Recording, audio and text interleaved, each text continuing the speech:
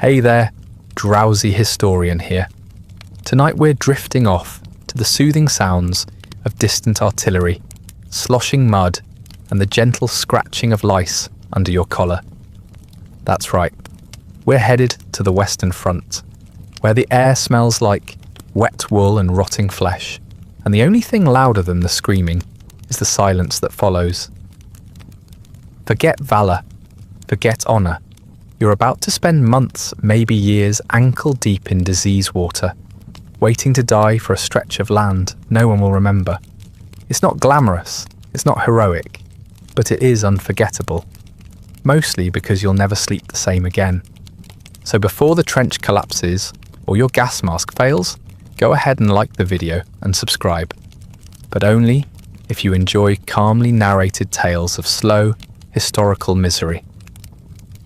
Let me know in the comments where you're listening from and what time it is. I like knowing who else is falling asleep to the sound of human despair. Now take a breath, just one. The air's not great, get comfortable, because tonight you're a World War I infantryman, and no, there's no way out. You arrive in the dark, not metaphorically, though that too, but literally, because the train dumped you somewhere in France at night, and no one's bothered to tell you where here is. The air smells like manure, smoke, and something you sincerely hope isn't human. You're wearing a uniform that doesn't quite fit, boots that rub your ankles raw, and a helmet shaped like someone stepped on a pot lid. Your rifle already jams. You've never felt less prepared for anything in your life, which is fine because no one really expects you to survive. There's no fanfare, no flags, no speeches about duty and sacrifice, just a bored corporal with a clipboard barking numbers and pointing at mud. You follow the man in front of you because he seems slightly less confused than you are. The group you're lumped in with all look the same. Blank faces, nervous hands, and a silent shared hope that maybe the real fighting is somewhere else. That hope doesn't last long. A shell goes off in the distance. You flinch. No one else does. That's your first lesson. The next is the smell. The trenches are still miles off, but the wind carries whispers of what's waiting. Decay, sweat, old blood, and the sour stink of things left too long in the rain. You're herded into a barn with a roof that leaks and straw that smells faintly like mildew and something worse. There's no bed, just a plank of wood and a rat the size of a house cat who watches you like it's sizing up your face for chewing. The other men sleep with their boots on. You follow suit. You're learning, fast. No one tells you what your job is. One day, you carry crates. The next, you dig a trench that immediately collapses. Orders are vague, redundant, and shouted by people who look more exhausted than you feel. You stop asking questions. You just do as you're told and hope the rations arrive before the rain does. When the food shows up, it's grey. When it doesn't, you chew on a biscuit so hard, it chips a tooth. At some point you realise you've stopped looking people in the eyes. You've stopped expecting dry clothes. You've stopped thinking about when you'll go home. And then, just as quietly as it began, the waiting ends. Someone yells that you're moving to the front. No farewell, no good luck. Just a long march through deeper mud, past stretchers you don't look at, toward a line of trenches that look less like protection and more like graves waiting for names. You climb down into the muck. Your boots vanish. So does the last of your optimism. Welcome to the war. You thought training was hard. You thought being shouted at by a man with a moustache so thick it needed its own postal code was the worst thing that could happen to you. Marching in the rain, standing in formation until your knees locked, peeling potatoes until your fingers bled. That was hell, wasn't it? That was the crucible of war. That was where you'd be made into a man. Except, of course, it wasn't. It was theatre, a pageant of preparation that gave you the illusion of readiness, like painting a target on a cardboard box and calling it a tank. Basic training didn't prepare you for anything. It just made sure you could die in uniform without tripping over your own rifle. They told you it was about discipline, about building resilience, What they didn't tell you was that none of the yelling, sweating or marching would matter when your boots disintegrated after a week of rain, or when your fingers were too numb to load your rifle, or when the man beside you exploded without warning. You learned how to make a bed so tightly a coin could bounce off it. No one taught you how to sleep standing up, or in 4-minute increments between shellings, or while sharing your blanket with lice. You spent weeks practicing how to salute properly. Now, the only people worth saluting are either dead or about to be. There was a structure to training, drills, routines, schedules. You hated it at the time, but at least it was something. At least it made sense. Out here, nothing does. You dig trenches in places they told you were already dug. You march east only to be told you are supposed to go west. Orders change by the hour, but you're expected to keep up. Out here, discipline means not screaming when you step on something soft that used to be human. It means staying still when you want to run, and moving when your legs are begging you to stop. There are no medals for doing things right, only consequences if you don't. Back in camp, you were given a daily ration of food, usually disgusting but edible. Here, you're lucky if your meal arrives warm, or at all. You used to complain about the blandness of your stew. Now you scrape mold off your bread and chew it anyway, because the alternative is hunger, and hunger makes you stupid. Training warned you about dehydration. It didn't tell you you'd end up drinking water filtered through sandbags and rat droppings. You used to carry a canteen like it was sacred. Now it's just another grimy relic you pretend still does its job. You remember your drill sergeant saying something about brotherhood, camaraderie. That war would bind you to the men beside you like nothing else. And sure, that's true. In the same way, a shipwreck bonds you to whoever happens to be clinging to the same piece of driftwood. You don't talk about your feelings out here. You don't open up. You share cigarettes, grunts, and the occasional look that says, "If I die, don't waste my rations." Some men sing, others pray. Most of you just stare. It's not that you don't care about each other. You just don't have the energy to pretend you'll all make it out. The uniforms were crisp back then. Your boots were stiff, your buttons shiny, your weapon oiled and clean. You looked like a soldier. Now, you're soaked through to the bone, wearing 3 layers of damp wool that itch like punishment. Your helmet is dented. Your rifle is rusting. Your socks are stiff with old blood. Yours or someone else's, it hardly matters. You haven't shaved in weeks, and your breath smells like meat gone wrong. You'd be unrecognisable to your own mother if she could even see you through the smoke. The worst part, you still believed it back then. The speeches, the slogans, the posters with heroic faces marching off to glory.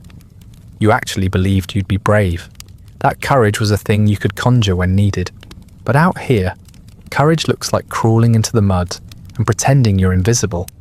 It looks like keeping your mouth shut when someone starts sobbing in the dark. It looks like surviving, even when part of you doesn't want to. In training, they told you to be strong. They never told you what strength actually costs. There's a moment that sticks with you. You were standing in formation during a downpour, rain dripping from your nose, uniform clinging like a second skin. The sergeant yelled something about grit, about enduring hardship. You remember thinking, this is it. This is me at my worst. But it wasn't. Not even close, because now, as you crouch in a trench filled with freezing sludge, watching steam rise from the body of a man who used to have a name, you understand something your instructors never said aloud. The worst is not an event. It's a place you live in, a state you never leave.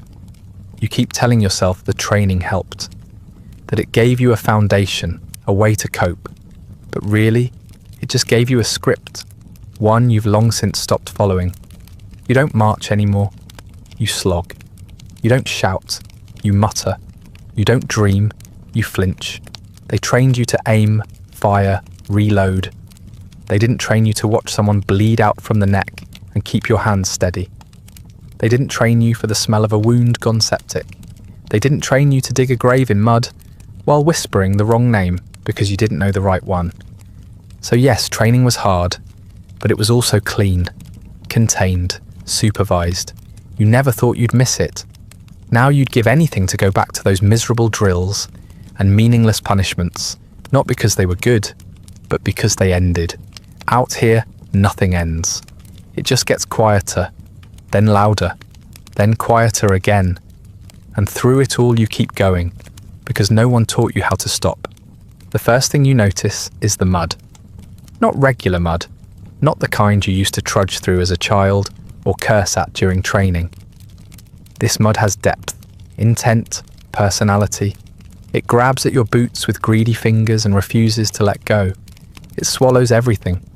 Your footing, your socks, your hope. Every step is a gamble. Sometimes you sink ankle deep. Sometimes it's knee deep.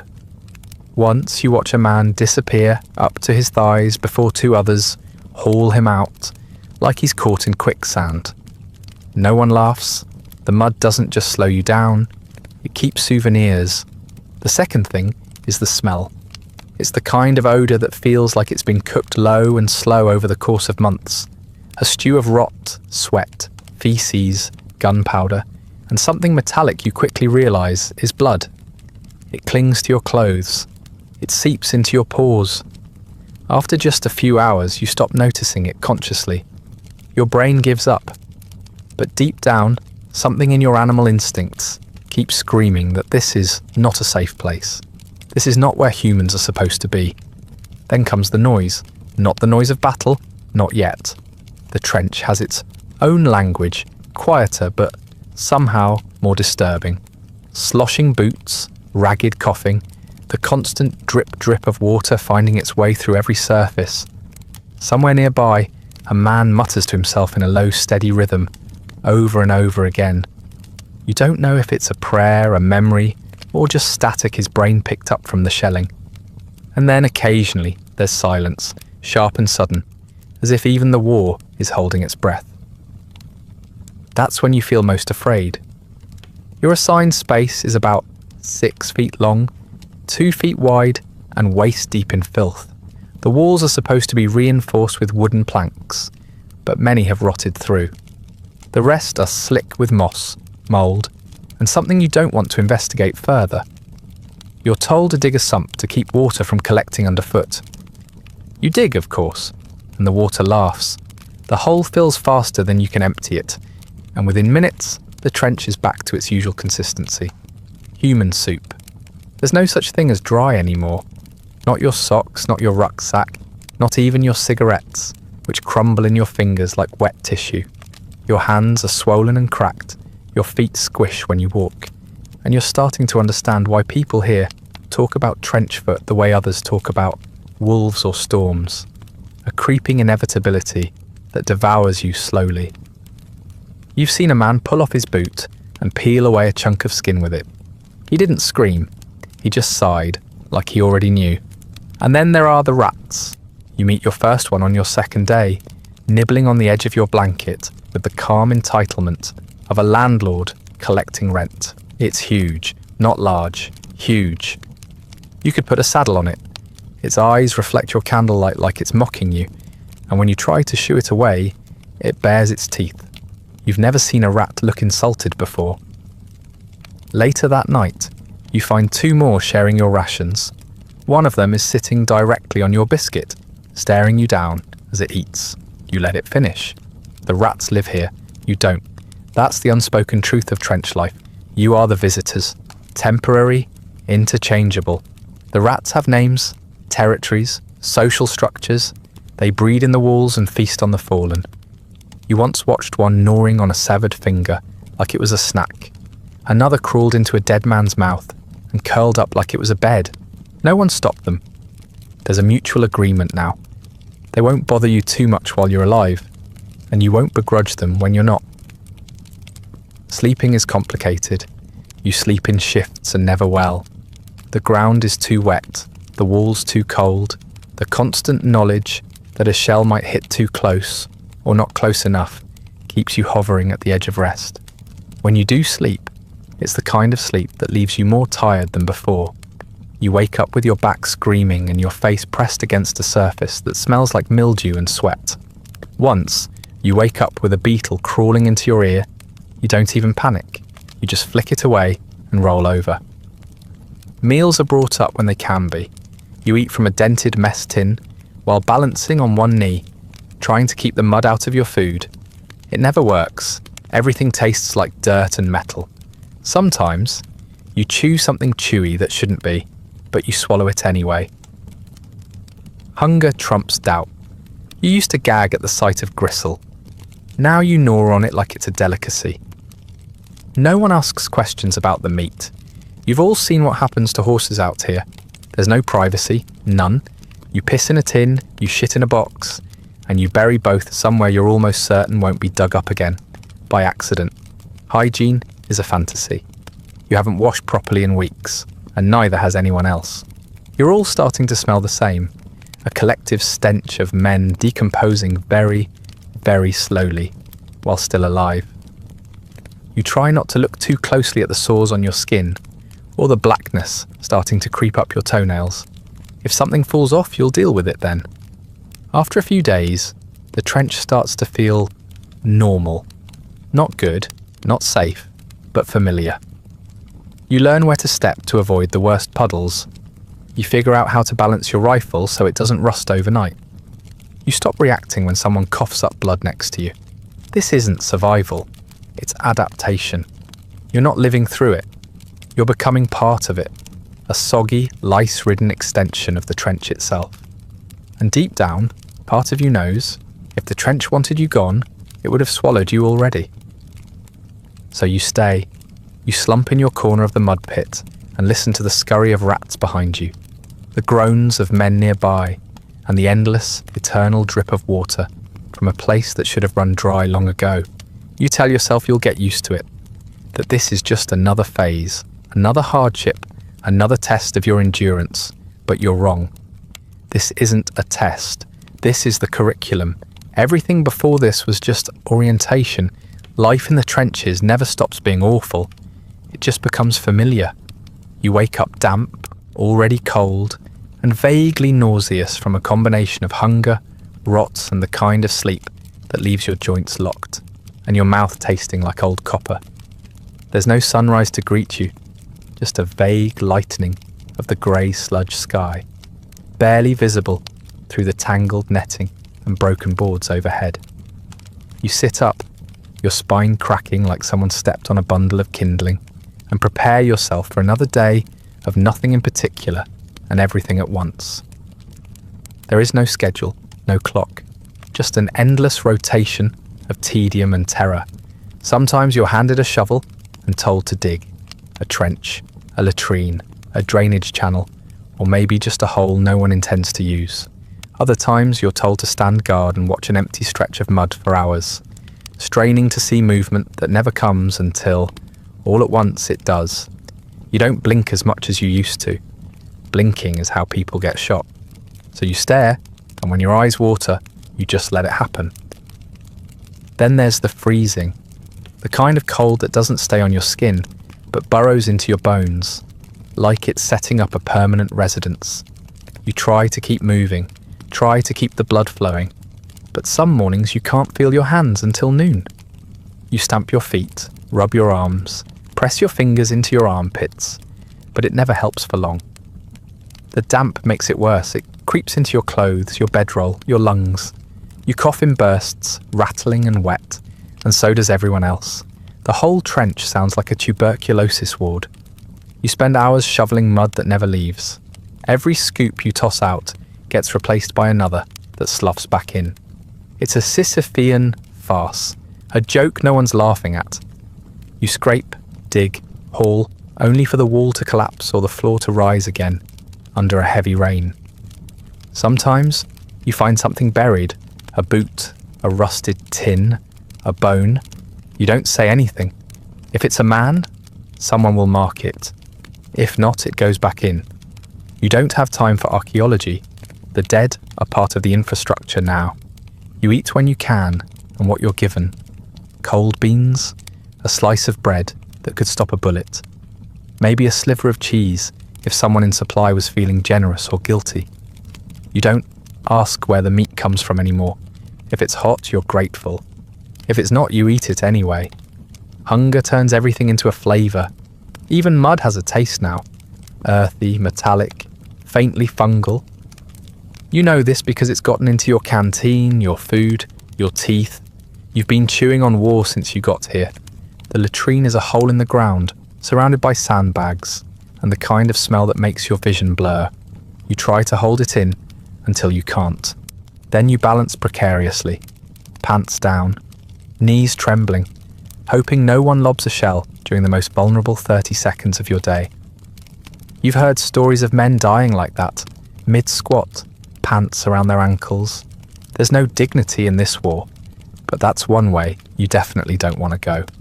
You wipe with whatever you can find. Sometimes it's newspaper, sometimes it's your own sleeve. People start to unravel. You can see it in their faces, which go slack and pale, like wax figures left too close to the fire. Some mutter to themselves constantly, others go silent for days. There's a man in your unit who used to recite poetry. Now he just rocks back and forth, eyes wide, lips twitching. You try to help at first, ask if he's all right, offer him a bit of chocolate. But after a while, you just avoid his corner of the trench. You have to. Madness spreads here, like mould. If you watch it too long, it finds a way in. Shells come when they want. There's no rhythm, no warning. Just a sudden roar, the earth heaving like a beast beneath you. And then the dull thud of impact. Sometimes near, sometimes far too close. You hit the ground by instinct. Sometimes you scream. Sometimes you just clench every muscle and hope you're not next. Shrapnel doesn't care who you are. It slices clean through flesh, bone, hope. You've seen a man cut in half and still twitching. You've seen a headless corpse sitting upright, like it hasn't caught on yet. There are quiet moments too. Long, terrible stretches where nothing happens. These are worse in their own way. They give your mind room to wander. You think about home, about food that isn't grey, about dry socks and actual silence. Then you remember you're not supposed to think. You're supposed to wait. Because when something does happen, it will happen fast and it will not wait for you. So you count things. Footsteps, breaths, drops of water falling from the trench roof. You hum songs with no words. You press your fingers into the mud just to feel something colder than you. Evenings are worse somehow. The darkness settles like a blanket made of wet wool, heavy and stifling. Lamps are rationed and candles flicker weakly in jam tins nailed to posts. You write letters by dim light, saying things you don't mean to people who will pretend to believe you. You say you're fine. You say the lads are holding up. You say the rations are getting better. You fold the lies neatly and lick the envelope shut, sealing in the version of yourself that no longer exists. Then you tuck it away and hope a rat doesn't eat it before morning. You sleep in shifts, if you sleep at all. The trench wall becomes your pillow. The man beside you becomes your heater. You wrap yourself in your coat, curl up like an animal, and pray you wake up still breathing. Some nights you don't sleep because of the shelling. Some nights because of the cold. Some because of the fear. And sometimes, worst of all, because it's too quiet. And your brain has finally started trying to process everything it's seen. That's when the real horror sets in. Not the blood, not the gore, the waiting. Eventually, the sun rises again. Not that it matters. Another day begins, indistinguishable from the one before. You stand, stretch, piss into a tin, and look around at the same grey faces doing the same grim rituals. No one speaks unless they have to. There's nothing to say. The routine continues, the rot continues, and so do you. Because in the trenches, routine is survival. Repetition is the only anchor in a place designed to drown you. So you dig, you wait, you freeze, you get shelled, and if you're unlucky enough to survive all that, you do it again tomorrow. You stopped feeling your toes 3 days ago. At first, it was just a dull ache, the kind you get from marching too long in wet boots. Then the tingling started, then the cold, now it's nothing. A numb, swollen silence from the ankles down. You haven't dared take your boots off to look. No one has. There's a sort of unspoken superstition about it. as if the rot isn't real until you witness it. But you've seen what happens when others do, and you'd rather not be next in line for amputation by bayonet. The water never leaves the trench. It gathers and sits and waits for your feet to marinate. Your socks are always wet. Your boots are worse. Every step is a squelch. Every movement a reminder that you're walking on softening meat. Trench foot, they call it. Sounds clinical, manageable, but that's just the polite version. The real one involves your skin sloughing off in layers, your toes turning waxy and white, like something left too long in the freezer, and eventually, if you're unlucky enough to still be alive, the black creeping in, inch by inch, like mould up a wall, you try the tricks they told you, swapping socks, rubbing whale oil on your feet, wiggling your toes when you can, but there are only so many dry socks to go around, and no one's seen whale oil in weeks. Some men have resorted to cutting holes in their boots for drainage. Others have wrapped their feet in newspaper, or whatever paper isn't already being used as toilet roll. None of it works for long. The wet always wins. It seeps through leather, fabric, skin. Eventually, it gets into your blood. That's when the fever starts. You've seen it happen. A man takes off his boot, peels back his sock, and half his foot comes with it. There's no screaming, just a kind of stunned silence, followed by a quiet, "oh," like he's just remembered something important. Then the medic comes. If you're lucky, you're carted back for treatment. If not, you sit tight, pack mud around the wound to keep the flies out, and wait for something worse to kill you first.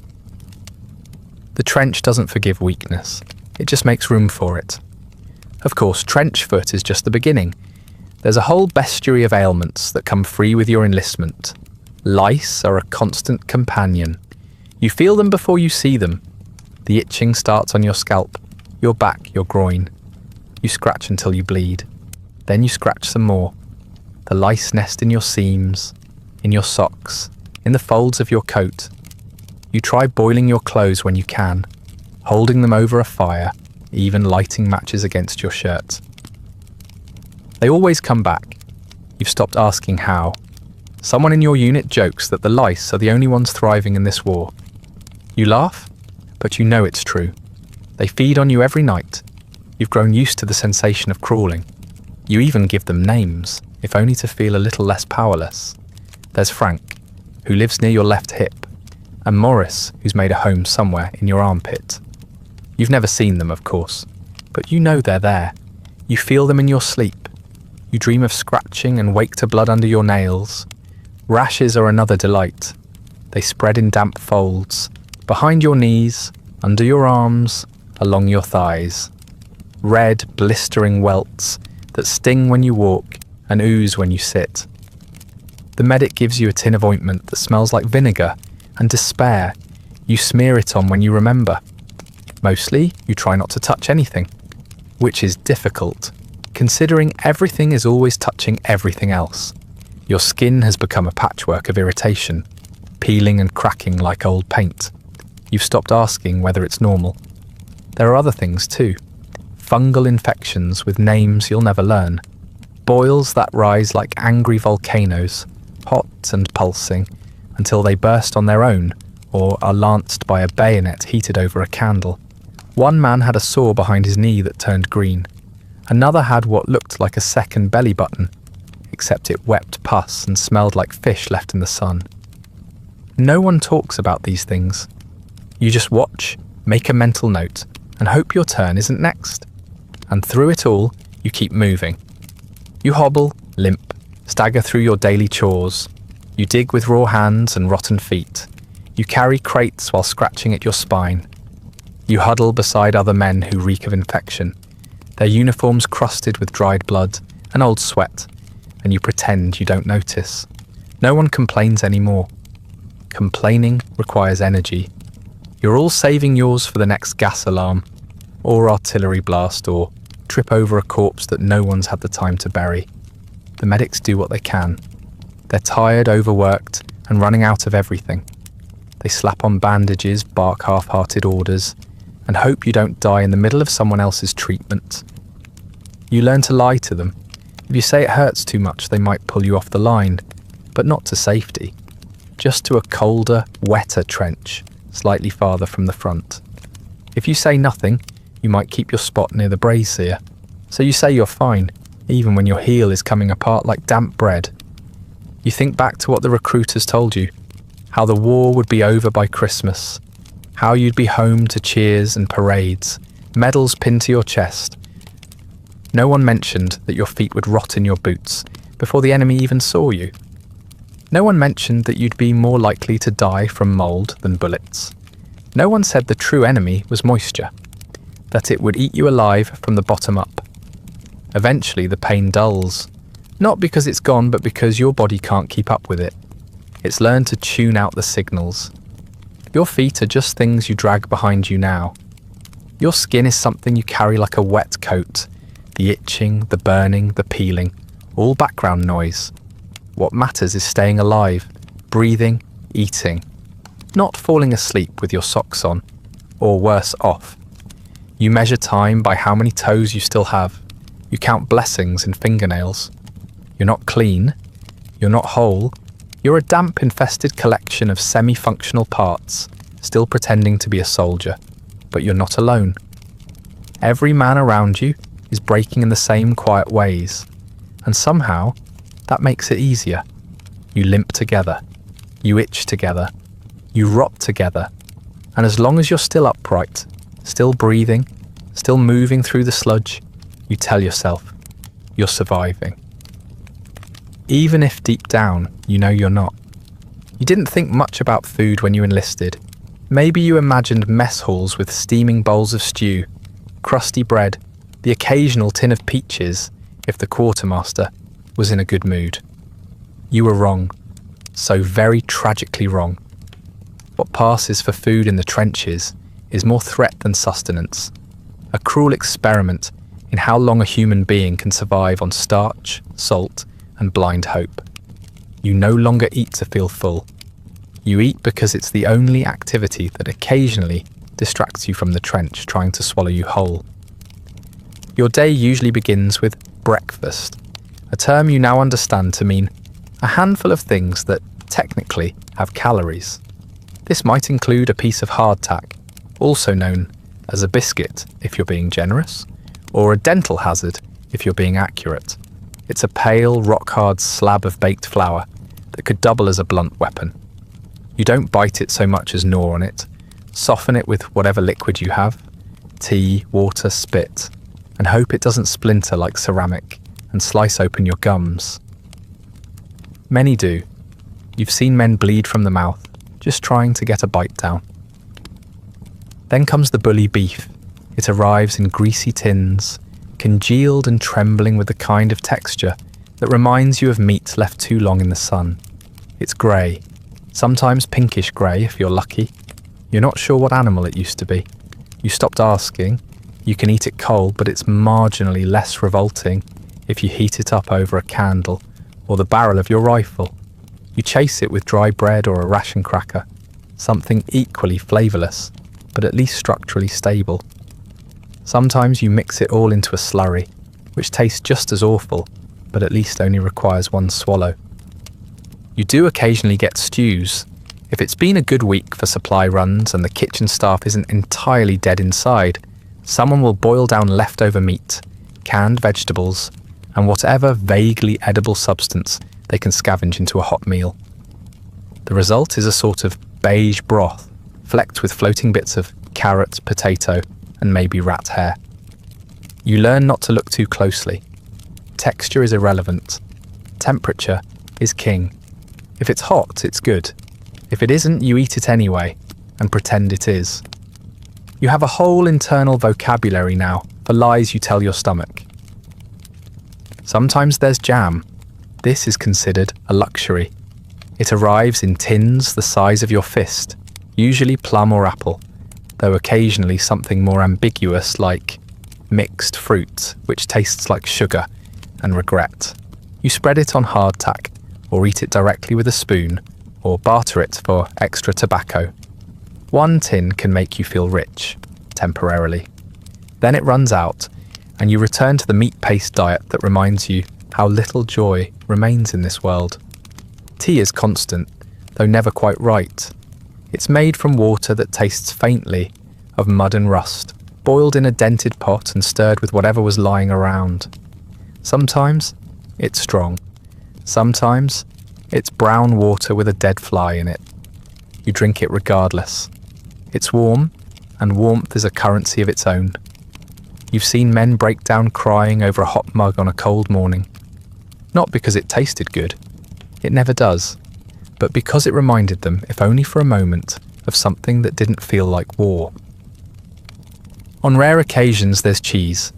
This comes in square, waxy blocks that smell vaguely of feet and despair. You carve off a slice with your bayonet and eat it with the same solemnity as someone attending their own funeral. The cheese doesn't melt, it crumbles, it sticks to your teeth, it haunts your breath for days. Still, it has fat and salt, and that makes it valuable.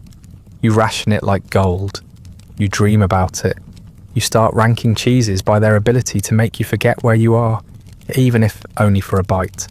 Then there are the rats. You don't eat them, not officially. But you've heard stories, always from someone who heard it from someone else, about men who've gotten desperate enough. Skin it, cook it over a fire, douse it in enough jam or salt to kill the flavour, and down on it like penance. You don't know if the stories are true, but the longer you're out here, the more plausible they sound. When the supply lines break, when the biscuits run out and the bully beef turns green, you start to look at anything that moves with a different kind of hunger. Spoilage is constant. Tins rust, bread moulds. Sometimes you open a can and find the meat inside bubbling slightly, like it's alive. You scrape off the top and eat the rest. No one throws food away. No one can afford to. You once saw a man eat a sandwich he dropped in a puddle of blood. He didn't even hesitate. You didn't judge him.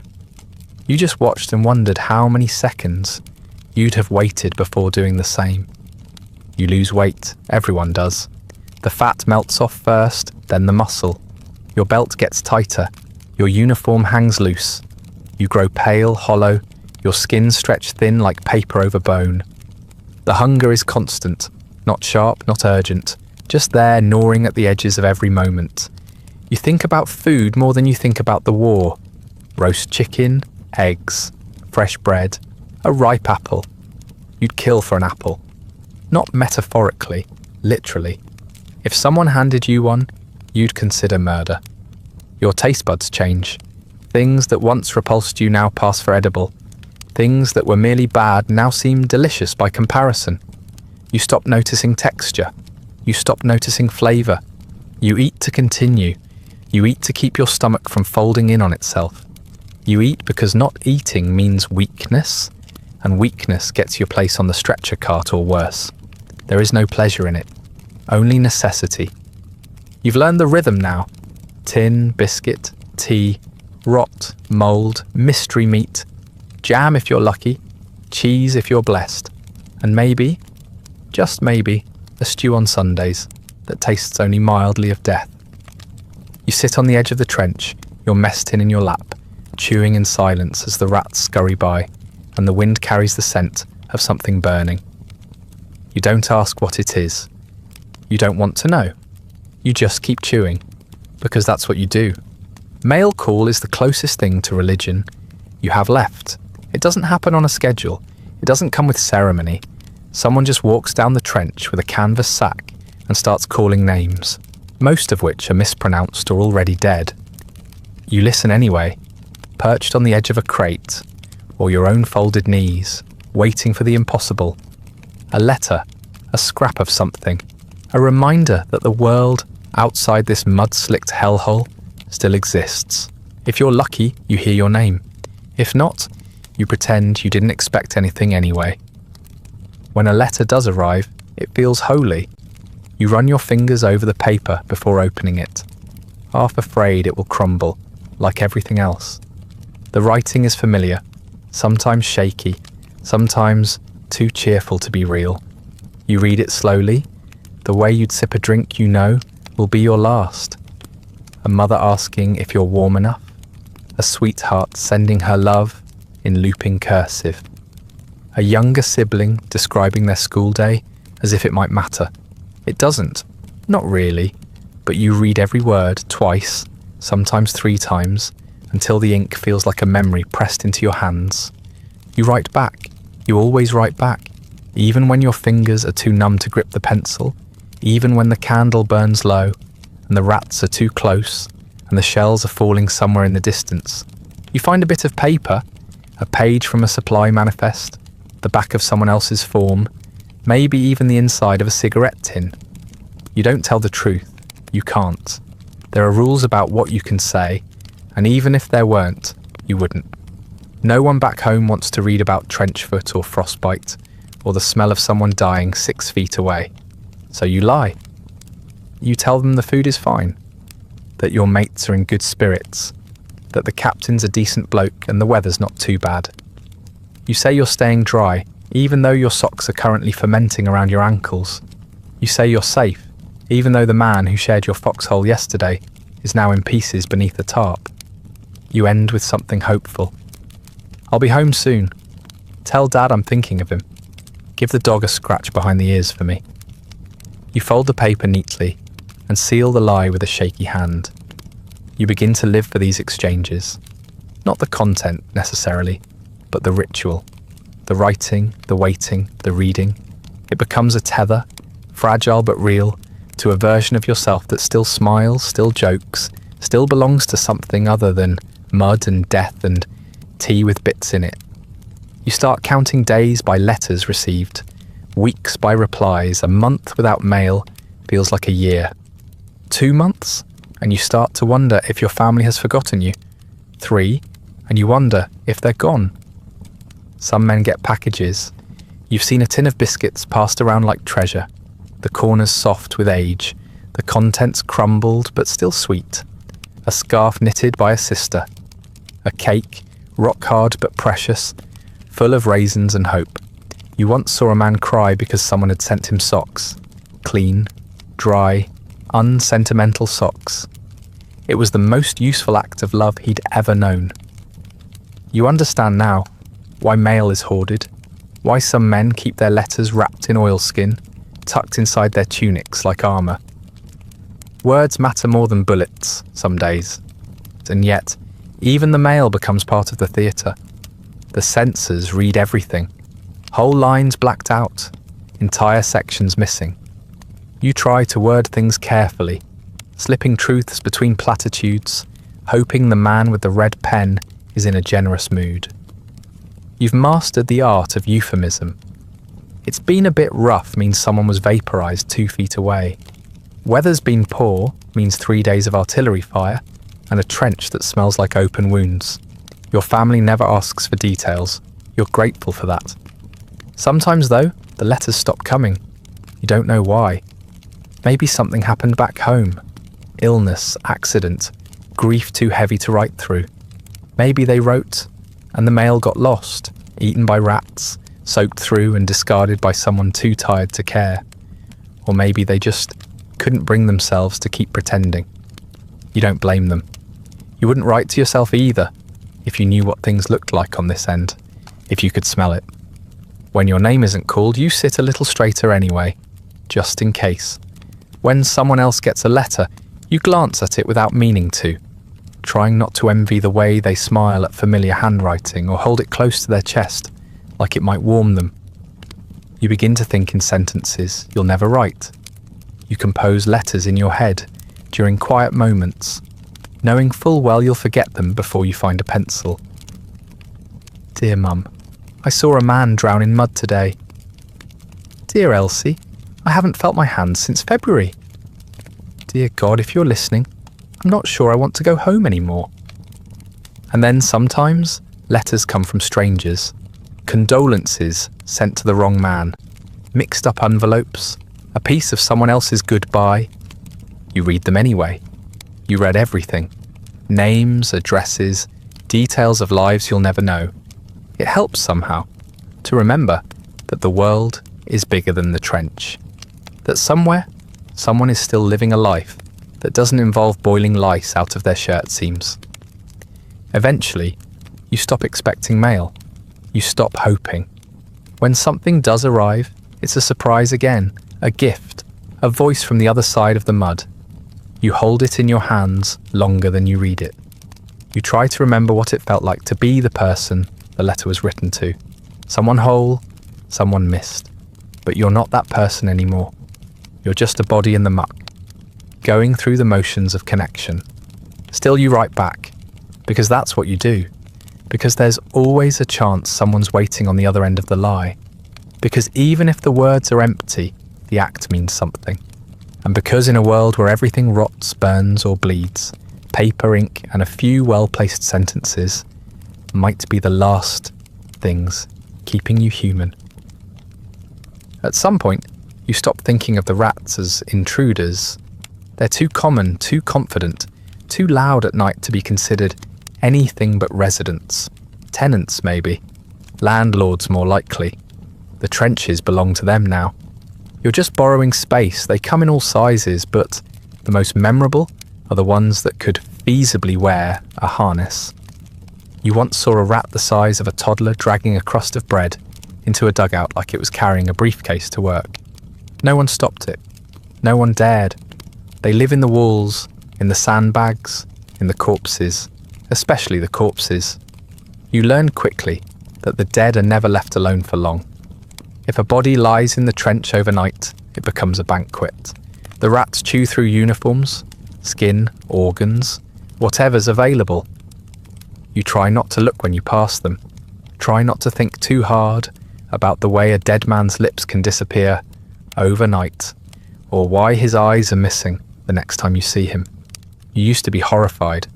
Now you just mutter "poor bastard" and keep walking. They're fearless. That's the worst part. They don't scatter when you approach. They stare back at you, whiskers twitching, like they're trying to decide if you're food yet. They climb into your kit bag. They gnaw on your boots while you sleep. You wake up to the sound of them wrestling under your blanket, fighting over crumbs or maybe just asserting dominance. You swat them away, but they always come back. You can kill one, maybe two, but for every rat you crush with your trench spade, 3 more show up to attend the funeral. Some men try to fight back. They set traps, fashion crude weapons, declare nightly rat hunting contests. The scoreboards are painted in blood and boredom. But it's a losing battle. You might get a few, but the rats never stop coming. There's always more. They breed in the shadows, beneath your floorboards, behind the latrines. You've seen nests packed with pink, hairless, squirming things. 12 per litter, born and raised in the war like it's their natural habitat. Maybe it is. Maybe they've evolved for this. They don't just eat the dead, they eat the living too, in small ways but meaningfully. They steal your rations. You've opened a tin only to find rat teeth marks around the edges. You've reached into your haversack for bread and pulled out a hollowed crust already half digested. Sometimes they go after your soap or your socks, or a letter from home. They're not picky. You once saw one dragging an entire tin of jam down a drainage trench, like it was on a grocery run. The man it belonged to cried harder over that loss than he did when his friend got shot. The noises they make are worse than the sights. The constant scratching, the scurrying just past your line of sight, the wet chewing sounds that come from somewhere beneath your bunk at 3 a.m. It's not just disturbing, it's maddening. You've had full conversations while staring at the ceiling, pretending the sound of tiny feet wasn't driving you slowly insane. Some men snap. They scream at nothing. Others try to sleep during the day instead, when the rats are less bold. But even then, they come. Day or night, the rats don't care. You've heard stories, everyone has, of a man who woke up with one chewing on his ear, of another who found a rat curled up in the cavity of a missing lung. There's talk of someone who fed his own toe to a rat just to watch it eat. You don't know which stories are true. You don't want to know. What you do know is that nothing seems to work. Not shouting, not smashing, not praying, the rats remain ever present, ever hungry, and completely uninterested in your suffering. They start to become part of the routine. You count them. You name them. There's Big Al, who lives near the cook fire. Sergeant Whiskers, who runs the night patrol by your feet. Percy, the one-eyed freak that stole half a tin of bully beef and vanished into the wall like a magician. You catch yourself talking to them sometimes, muttering threats or bargains, asking them not to chew through your boots again. You don't expect a response, but if one of them nodded, you probably wouldn't be surprised anymore. There are superstitions too, old wives' tales recycled into trench folklore. If a rat crosses your path at night, it means death is coming. If it won't go near your bedroll, it means you're already a corpse in spirit. Some men believe that feeding the rats appeases them. Others believe that killing too many will bring bad luck. You've seen a man cry after crushing one beneath his heel, muttering about balance like he'd just upset the gods. You don't question it. Out here, belief is just another way to keep from screaming. Occasionally, someone gets creative. A man builds a rat trap from a sardine tin and some wire. Another fashions a makeshift flamethrower from lamp oil and a broken lighter. For a moment there's laughter, camaraderie, a sense of victory. Then the smell of burnt fur hits your nose, and the laughter stops. You spend the rest of the night gagging into your sleeve, wondering if you'll ever eat meat again without imagining it squeaking. Eventually, the rats stop feeling like animals. They're part of the landscape now, like mud, or lice, or gunfire. You stop reacting when one brushes your leg. You flinch less when you feel them climb over your pack. You get used to the weight of one perch near your shoulder while you try to sleep. It's not affection. It's not comfort. It's just survival, yours and theirs, intertwined by filth and necessity. If you drop dead tomorrow, you know what they'll do. They'll start with your eyes, but until then you coexist, badly, uneasily. You give them space and they give you nothing. Not mercy, not fear, not even respect. They are the true victors of this war, thriving, multiplying, devouring everything in their path. They don't care who wins, they never did. They'll be here long after you're gone, nesting in the ruins, raising new generations in the rib cages of the forgotten. And when history looks back on all this, the rats will still be here, watching, chewing and waiting. It begins as a distant thud. Not loud, not urgent, just a low, far-off heartbeat in the sky. You barely notice it at first. You're busy scooping mud out of your trench, or tying a bandage that won't stay dry, or trying to remember what warmth felt like. But the sound grows. The air tightens. The ground begins to hum, and the thud becomes a boom, then a crack, and suddenly it's not distant anymore. It's here. The shelling has started again. You hit the floor out of instinct. Everyone does. It's not bravery, it's not training. It's just survival, hardwired into your muscles now. You flatten yourself into the mud, face pressed to the earth, spine curled like a dog trying to disappear. There's nowhere to go, no cover. The trench is supposed to be safe, but you've seen what a well-placed shell can do to 6 feet of dirt, and the men hiding inside it. You've seen trenches collapse like they were never there, swallowed whole by the earth they were meant to tame. The sound is all-encompassing, not just noise or pressure, like the air itself is caving in. Each blast slams through your body, like a fist to the chest, rattling your teeth and buzzing in your skull. Dirt showers down in clumps, boards shift, someone screams, maybe from pain, maybe from panic. You don't look, you don't move, you just wait for the next one, then the next, then the next. Eventually, it stops. The silence is worse, because now you don't know what's coming. When the shells are falling, you can brace yourself. You can curl up and wait. But when they stop, suddenly, inexplicably, your mind begins to fill the space they leave behind. Maybe they're reloading. Maybe they're moving in. Maybe they're just letting you breathe before taking it away again. You try to sit up. Your hands shake. Your vision swims. The world has become too quiet too fast, and your brain doesn't know how to handle it. They call it shell shock. Later, when the war's over, when the doctors and officers and politicians need a name for the thing that's hollowed you out. But right now, no one calls it anything. It's just how you are now. You twitch at shadows. You flinch when someone drops a cup. Your heart races when you hear boots running, even if it's just someone late for their watch. You're always listening, even when you think you're asleep. Sleep is another casualty. You drift off only to wake up gasping, ears ringing from explosions that aren't there. Some nights, you dream of the shells before they hit, long, slow descents through the sky, trailing smoke like ribbons, aimed just for you. You wake up already ducking. Your mates don't comment anymore. They have their own dreams, their own shivers, their own private moments of panic, tucked into corners and blinked away like tears. You learn to judge range by sound. A high whistle means it's going long.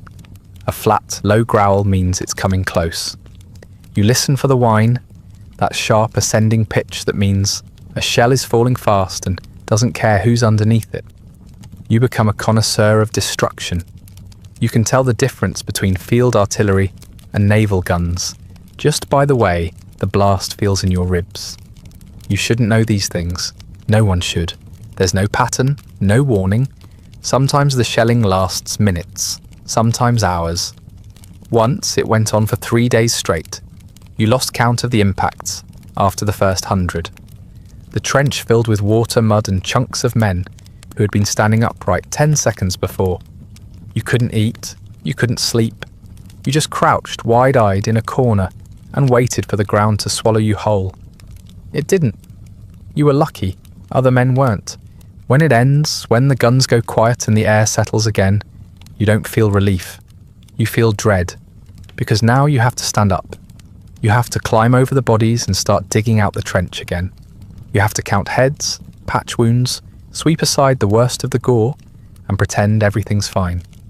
You have to look men in the eyes and act like you're not wondering which one of them will be next. And you have to do it all while your ears ring and your teeth chatter and your hands shake, like they've forgotten how to stop. Sometimes, it's not just your hands. Your whole body betrays you. You drop things. You stammer. You forget names, faces, what day it is. You drift into memories without meaning to. Then jolt back, like you've been slapped. You've seen men lose the ability to speak after a blast. Others scream when touched. Some simply stop reacting at all. Just sit there, staring, even while their boots fill with blood. The officers don't know what to do with them. So they disappear. You try to hold it together. You crack jokes. You pretend it's all a game. Just a bit of music from Jerry, someone says when the next barrage begins. They must really like us. Everyone chuckles, then drops flat again. You laugh because you have to, because crying doesn't help, and praying feels dishonest. The gods left the trenches months ago, chased out by rats and mustard gas. All that's left now is dirt and noise. After a while, the shelling becomes part of you. A rhythm, a backdrop. You stir your tea with trembling fingers, while the ground shakes. You clean your rifle, while explosions rattle the sky. You learn to speak in pauses, shout a sentence between blasts.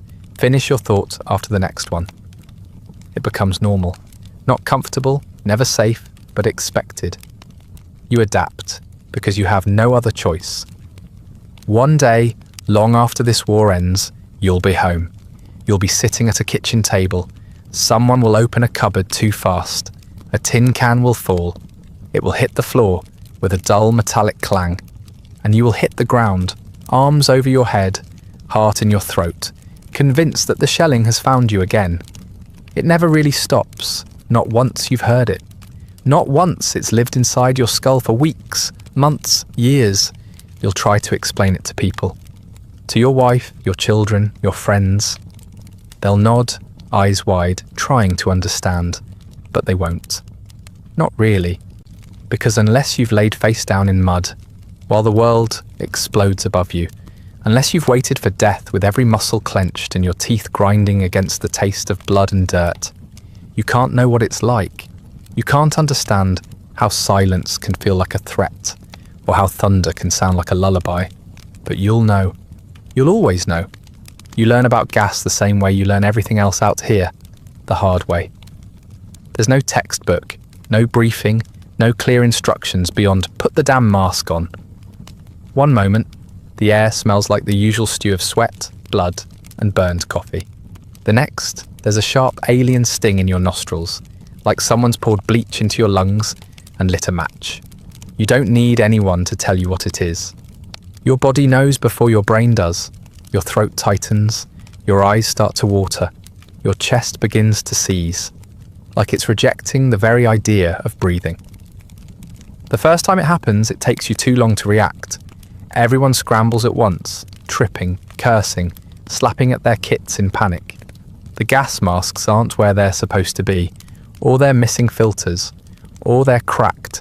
You fumble with the straps, fingers slick with mud and adrenaline, trying to remember which buckle goes where. Around you, the air turns greenish-yellow, thick and oily like poisoned fog. It creeps low, hugging the ground, and you realise too late that your corner of the trench is downhill. You get the mask on eventually. It doesn't help much. The rubber is old, the filter questionable.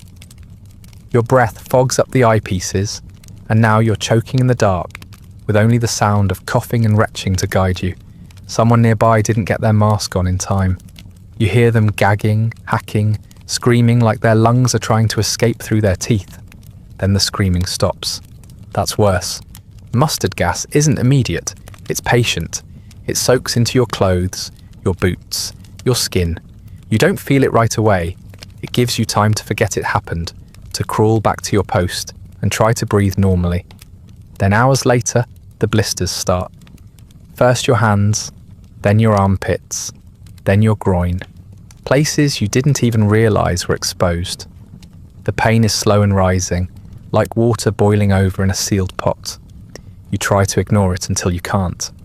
By then, your eyes are swelling shut and every inch of your body feels like it's on fire.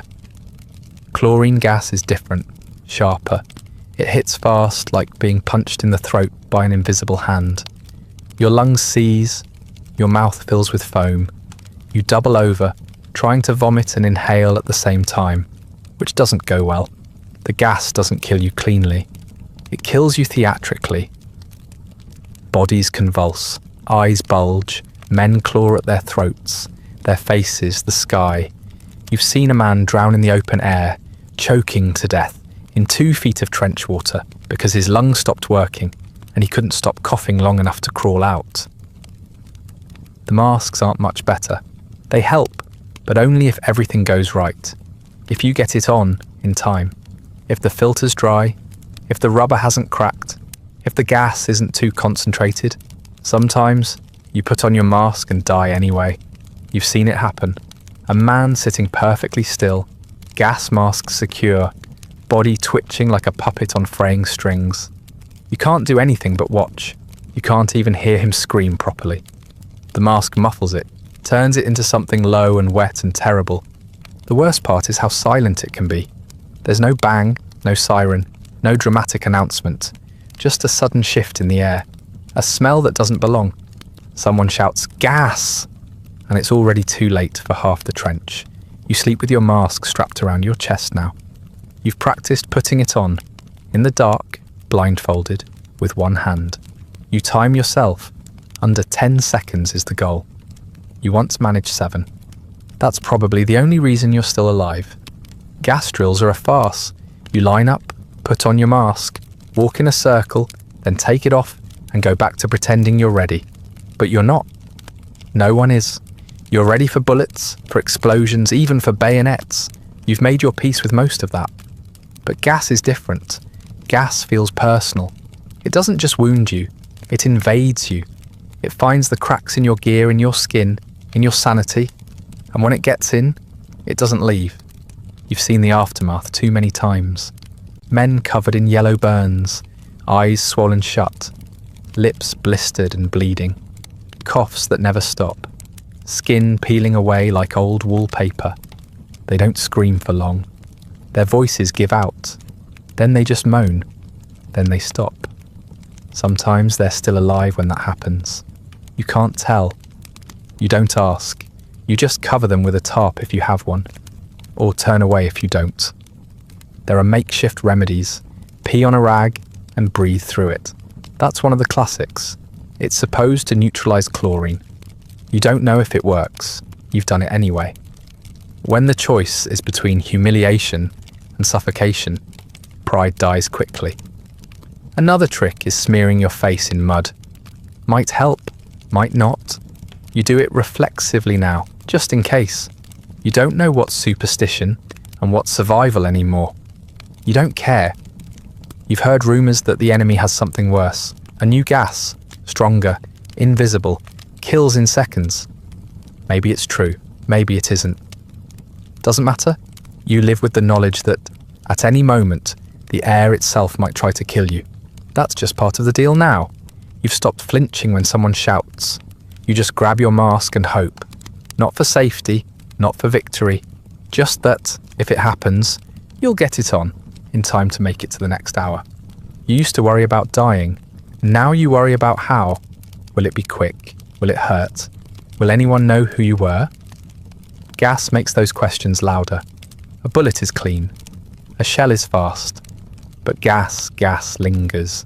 Gas is a slow, suffocating decline, dragging your body inch by inch into a version of itself you won't recognize by the end.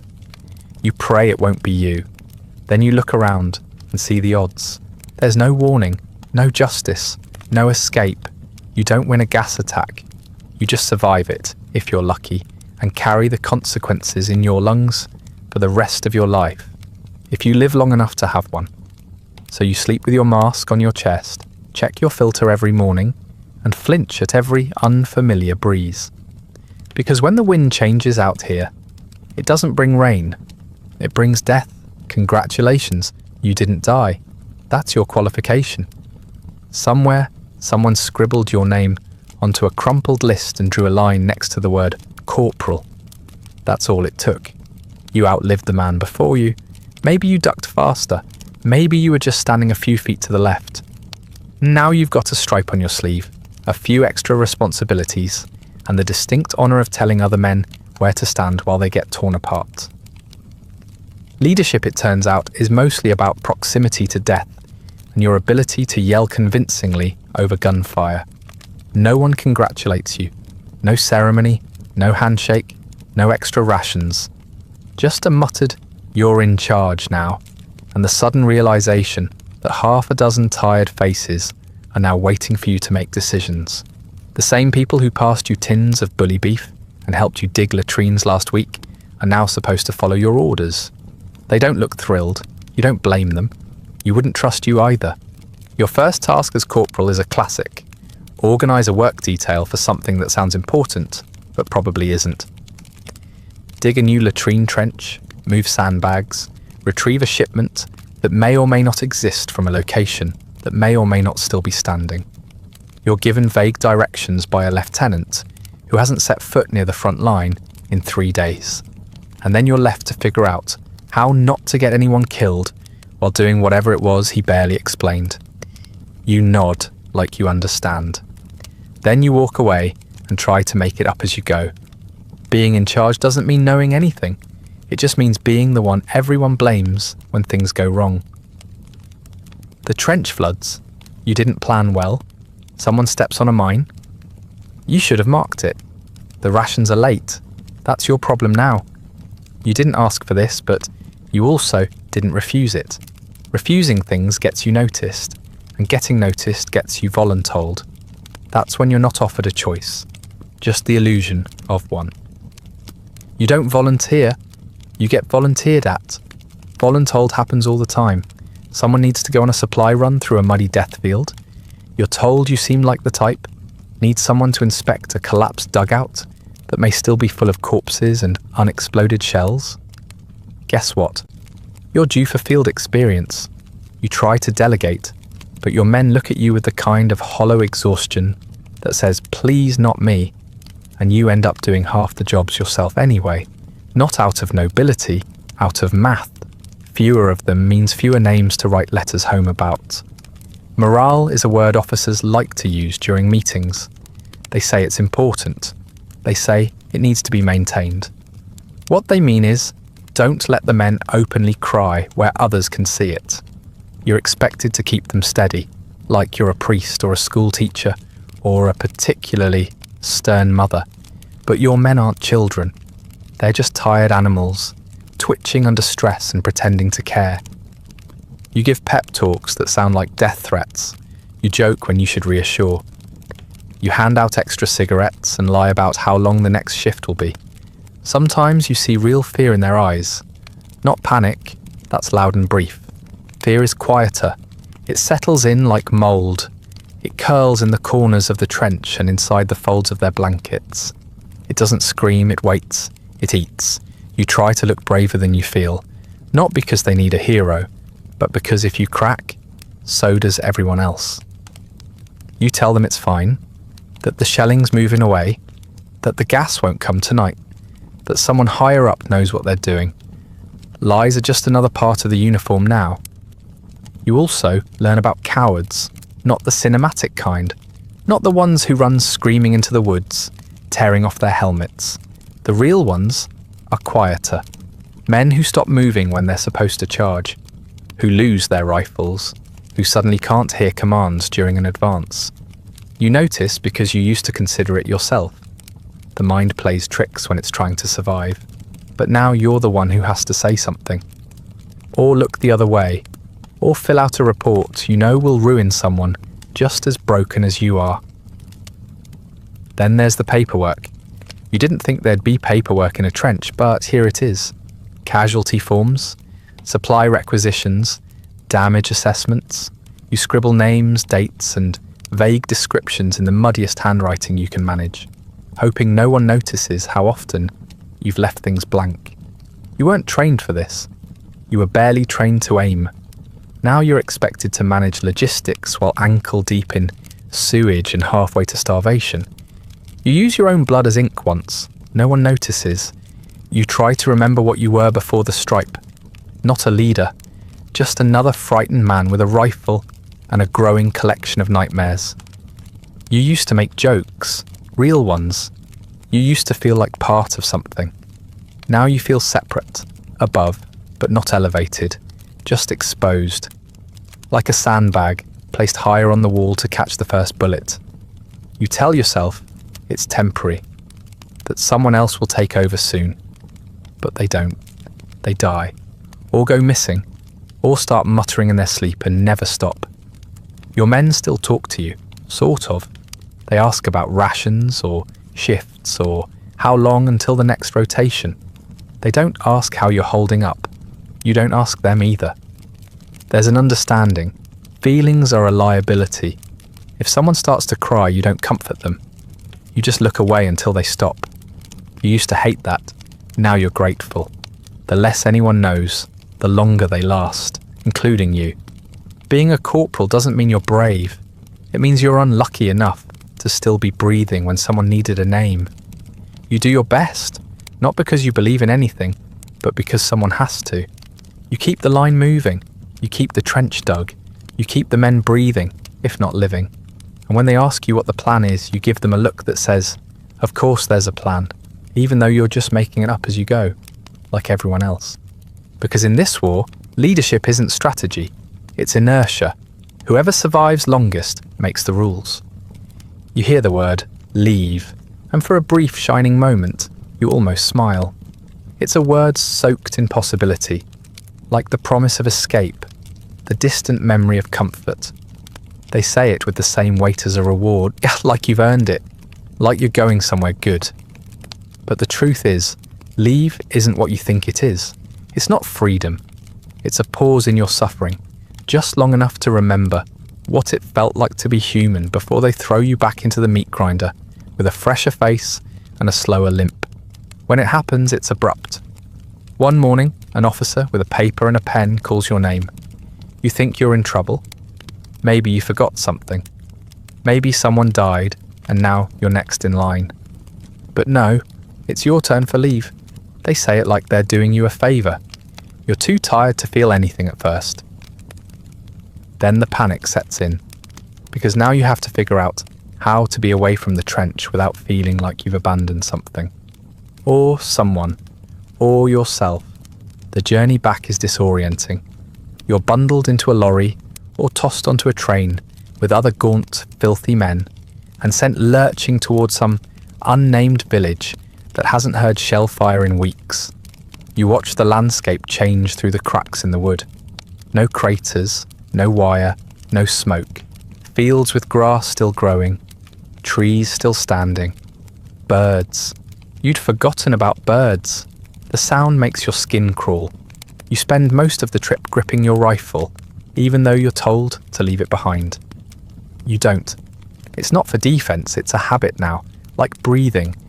When you arrive, it's quiet, too quiet. The air smells wrong, clean. The ground isn't trying to eat your boots. People walk upright and casually, not crouched or shuffling like they're dodging invisible artillery. Civilians smile at you, nod politely, even thank you. You try to smile back, but your face doesn't remember how. Your uniform stinks. Your fingernails are black. Your breath could curdle milk.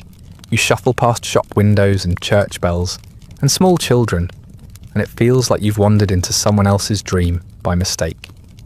The place they send you is called a rest station. It's not restful. It's a barracks or a converted farmhouse or a church with the pews pushed aside and cots jammed into the aisles. You're told you can take off your boots, so you do, and immediately regret it. The smell alone causes a man across the room to gag. Someone gives you a basin and tells you to wash. You scrub yourself raw and still feel dirty. There's a communal shower, but the water's cold and the floor is slick with someone else's regrets. You go once. That's enough. Meals are technically better. There's actual food cooked by people who aren't dead inside. Real bread, eggs, hot stew that hasn't been spooned out of a tin last opened during the last ice age. You eat too fast the first time and vomit it up behind the canteen. Your stomach isn't ready for kindness. After that, you pace yourself. You eat like you're stealing it, eyes darting around, waiting for someone to tell you it's over. The others try to enjoy it. They play cards, they smoke, they flirt poorly with nurses who smile with dead eyes. Some drink until they forget which direction the front is. You drink too, not for joy, but for quiet.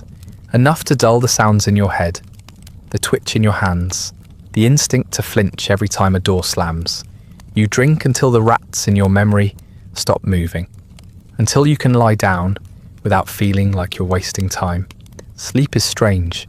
Your body wants it, but your mind fights back. The bed is soft, which feels unnatural. You miss the hard, cold floor of the trench. The silence is unbearable. You're used to sleeping to the rhythm of distant shell fire and coughing. Now the quiet screams at you. You lie awake, staring at the ceiling, waiting for something to explode. Sometimes you dream. That's worse. You wake up gasping, fingers clenched around your blanket like it's a bayonet. You stop trying to sleep and just wait for morning. There's no real schedule, no tasks, just vague encouragement to rest and recover. But you don't feel rested, you feel exposed, off balance, like someone peeled off your armour and left you in a world that's too soft, too colourful, too loud in the wrong ways. You miss your trench, you hate yourself for it, but at least there, everything made sense. Here, you're expected to be normal, to laugh at jokes, to nod along when someone says, "At least you're safe now." Safe. You've forgotten what that means. If you're lucky, you get a few days, maybe a week. You lose track quickly. Time works differently, outside the wire. Hours stretch and snap, and before you know it, someone's calling your name again. You pack your things, you button your coat, you step back into your boots, which haven't dried, and feel the trench come rushing back through the soles of your feet. You nod at the other men. No one says anything. There's nothing to say. The trip back is quieter. You don't look out the window. You don't hold your rifle like a lifeline. You just sit, breathing the stench of fear and foot rot and quiet resignation. You're going back. You always were. Leave wasn't a gift, it was A pause, a brief window to remind you of what you're no longer part of. A reminder of what peace looks like, just long enough to make returning feel like punishment. And when you step off the truck and smell the trench again, you don't flinch. You just walk back to your post, duck under the lip of the parapet, and sit down in the mud like you never left. The others barely acknowledge you. One man hands you a tin of tea, another points at the latrine. Everything continues as if you were never gone. Because you weren't. Not really. You just stepped outside the nightmare for a few days, but the dream didn't change. The war kept going. The rats kept breeding. The mud kept rising. And now, so have you. Back into the same wet uniform, the same dull rhythm, the same slow crawl towards something no one dares name out loud. At first you notice, every time. The moment it happens, the sound, the stillness, the way someone who was talking a second ago is suddenly not. The first time it happens, you can't stop staring. Your brain won't make sense of it. You keep expecting them to move, to groan, to cough, and sit up and complain about the mud. But they don't. They just stay there, eyes open or closed. It doesn't matter, because either way, you know. The absence is louder than the shell that killed them. You remember the first one clearly. His name, his voice, the way he tied his boots too tight, and always shared his last cigarette. You remember dragging what was left of him to the side of the trench, wrapping him in a blanket that did nothing to hide the angle of his legs. You remember digging, slowly, carefully, hands numb from more than just the cold. You remember the prayer someone mumbled, the way no one looked each other in the eye in the silence that stretched on for the rest of the day. After a while, it starts happening more often. A sniper round, a shell fragment, a case of infection that spreads faster than the medics can respond. One day, he's laughing at a filthy joke, and the next he's gone, and his boots are already on someone else's feet. It stops being shocking. It just is. You stop memorizing names. You stop asking about men you haven't seen in a day or two. You assume they're dead. And if they're not, it's a pleasant surprise. The guilt comes in waves. Survivor's guilt, they call it. Though no one ever says it out loud, you feel it when you roll over in your sleep and your hand lands on an empty bedroll. You feel it when you reach for a tin of food and realise there's one extra because someone didn't make it back. You try not to think about why it wasn't you. Was it luck? Timing? Cowardice disguised as caution? It doesn't matter. They're gone. You're still here. That's all the math the war cares about. You develop rituals, small ones. You don't call it mourning. You just do the things you've seen others do. A boot turned upside down. A name scratched into the trench wall. A cigarette placed on a helmet and left overnight. No one says anything about it, but they see. You've all built your own languages for grief. Wordless, grim little ceremonies that help you keep moving. Because stopping means thinking. And thinking is dangerous. You stop reacting to bodies, you still move them. Out of the way, into the pit, down the line. But they're not people anymore. They're objects. Heavy, fragile. Sometimes they're intact. Sometimes they're not. You carry what's left. You do your best not to notice what's missing. You never look at the faces unless you have to. Recognition hurts more than you're willing to let in. It's easier if they stay anonymous. Easier if they're just another weight to be buried. You learn how to dig graves quickly, shallow ones mostly, deep enough to keep the rats out for a day or two.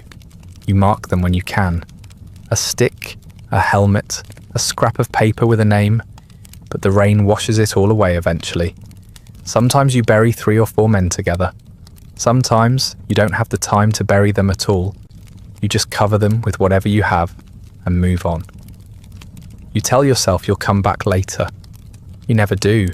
When someone goes suddenly, a bullet to the head, a blast to the chest, it's easier, quick, clean in a way. No waiting, no screams. But most don't go that way. Most suffer. You hold their hands. You listen to them say things that don't make sense. You promise them things you can't deliver. You'll be all right.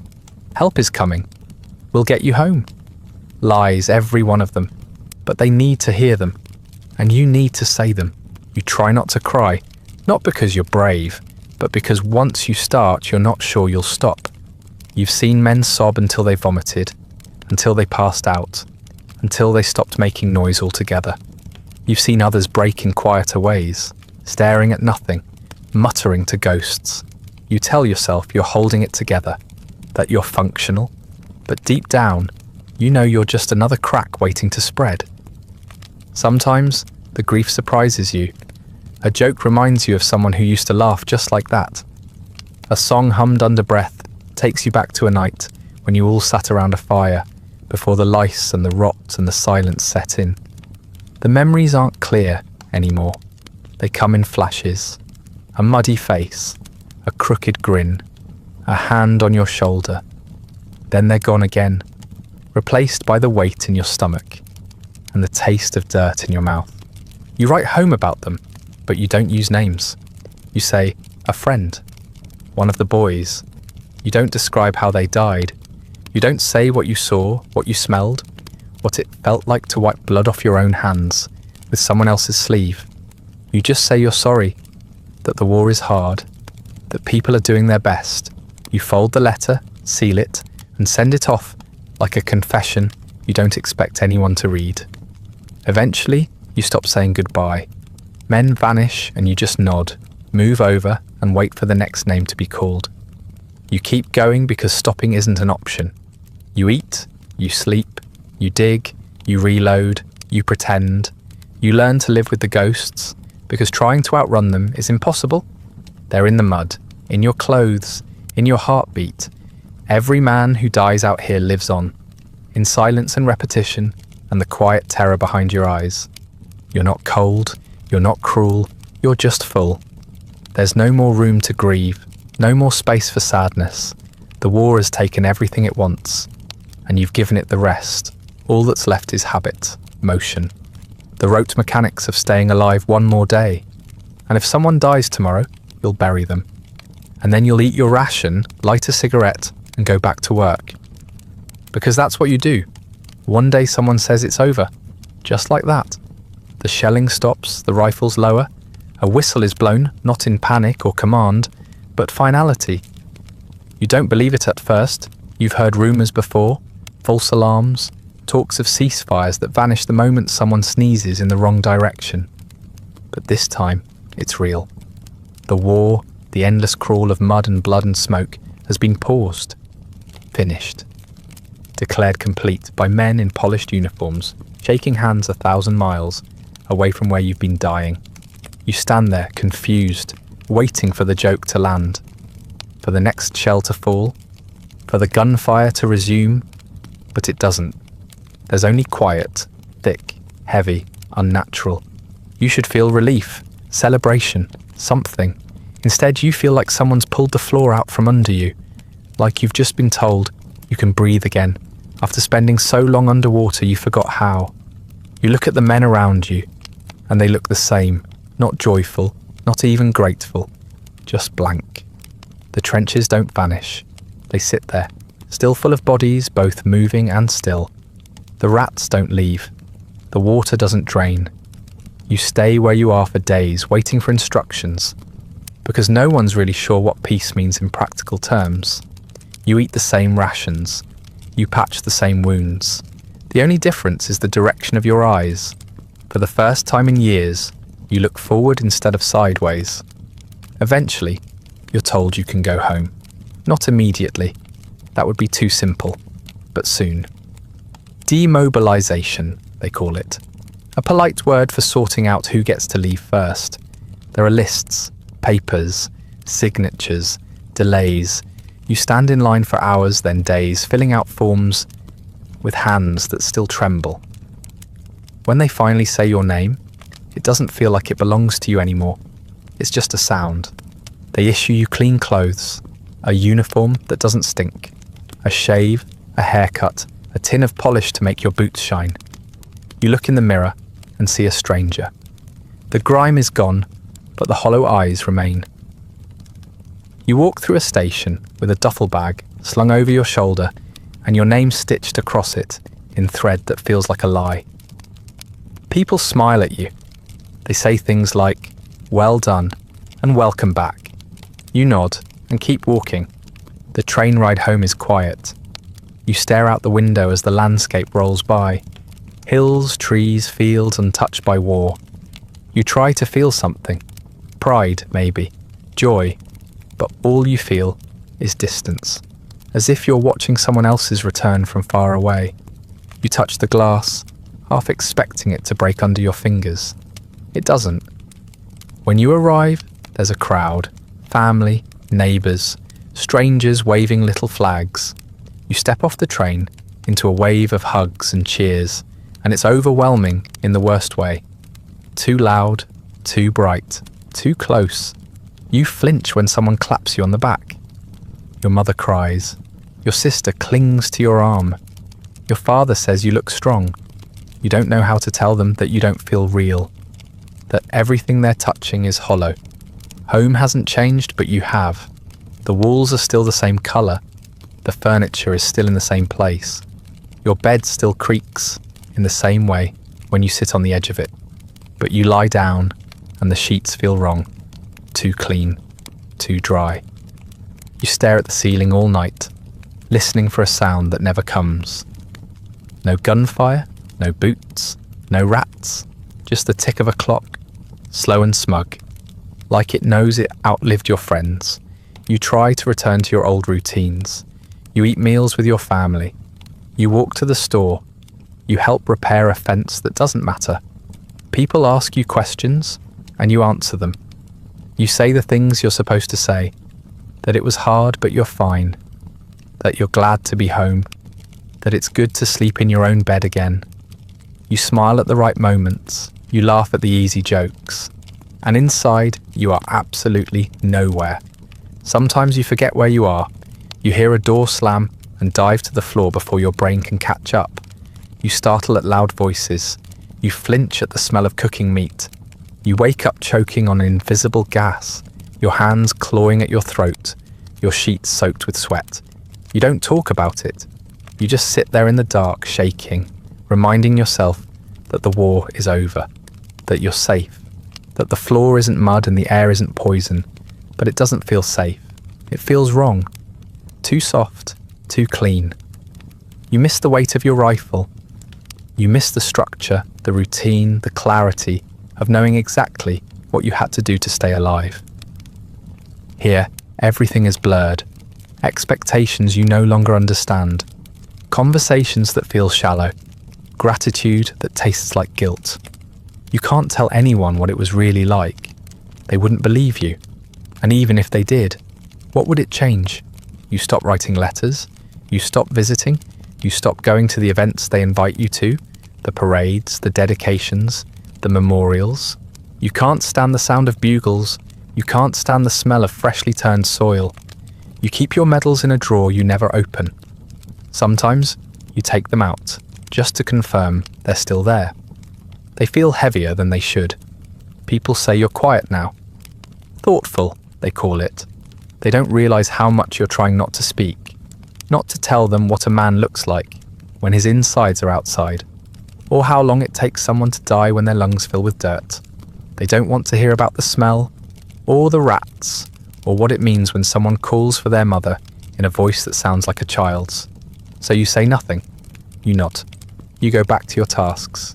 You didn't come home. You returned.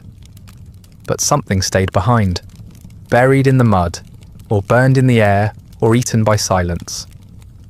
Whatever part of you used to feel fully alive is still out there, crouched in a trench, watching the sky and waiting for it all to start again. You try to be present, to be grateful, to be whole. But most of the time, you just go through the motions.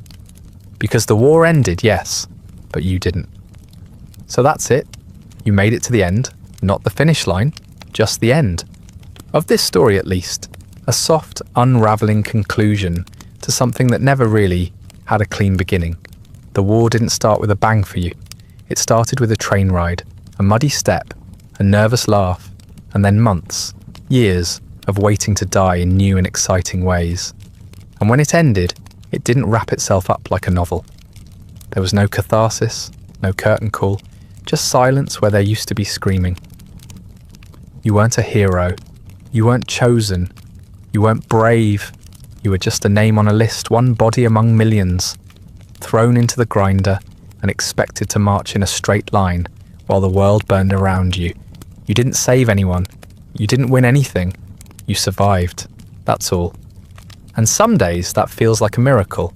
Other days it feels like a mistake. People back home will say nice things about you. They'll shake your hand, maybe buy you a drink, maybe call you a patriot, but they'll never understand what you left behind, what you carried back, what stayed inside you long after the boots dried and the uniform was folded away. They didn't smell the gas. They didn't hold the hand of a man who stopped being a man halfway through a sentence. They didn't bury their friends in shallow graves while the sky thundered above. But you did. And now you're here, wherever here is. In a bed, maybe, under blankets, somewhere quiet, somewhere warm, somewhere the air doesn't taste like rotten fear. You can relax your shoulders now, unclench your jaw, let the breath back in. You don't have to keep watch tonight. The war is over, or at least this one is. So close your eyes. Not to forget, you never will, but to rest. You've earned that much. Not a medal, not a legacy, just sleep. The kind that's deep and dreamless. The kind that doesn't end with a whistle. Sweet dreams. Try not to wake up here again.